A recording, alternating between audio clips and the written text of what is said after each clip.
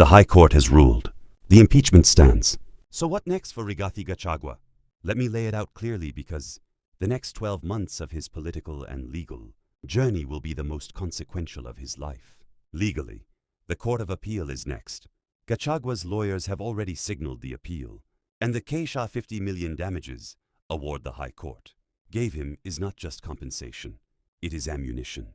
It is a judicial acknowledgement that his rights were violated during the Senate process. That acknowledgement becomes the foundation of the appeal argument.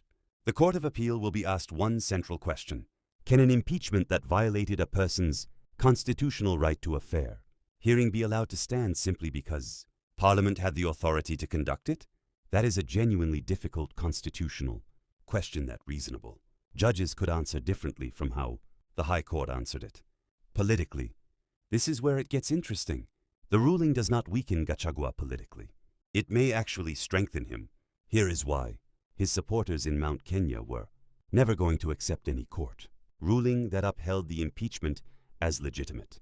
The Keisha 50 million damages award confirms to them that something wrong happened. The court said so itself. In their reading, the judges found him guilty of a crime the court admitted was prosecuted unfairly. Gachagua now goes into the 2027 campaign cycle with three things that no other candidate in Kenya currently has: a legal battle that keeps his name in the news every time there is a court mention, a ruling or an appeal hearing, free publicity of the most emotionally charged kind, a martyrdom narrative that has now been partially validated by a court that awarded him Keisha 50 million for the violations he suffered during the process, and a community that is more energized around him after this ruling than before it. Because nothing unites a community behind a figure faster than a verdict they believe was unjust delivered against someone. The 2027 question: can Gachagua run for president in 2027? As long as his appeal is pending, he remains constitutionally eligible. LSK President Charles Kanjama confirmed this clearly before the ruling. The legal process must be fully exhausted before eligibility is effected. And the legal process is nowhere near fully exhausted, which means Gachagua is heading into 2027 as a presidential candidate, a court appellant, a damages recipient, and the most emotionally resonant political figure in Mount Kenya simultaneously.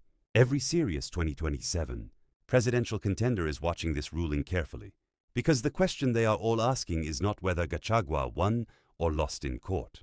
It is whether he is still the Mount Kenya gatekeeper. The answer from the ground is yes. The ruling did not change that. The bottom line: Gachagua lost in court yesterday, but he woke up this morning still the most talked about political figure in Kenya.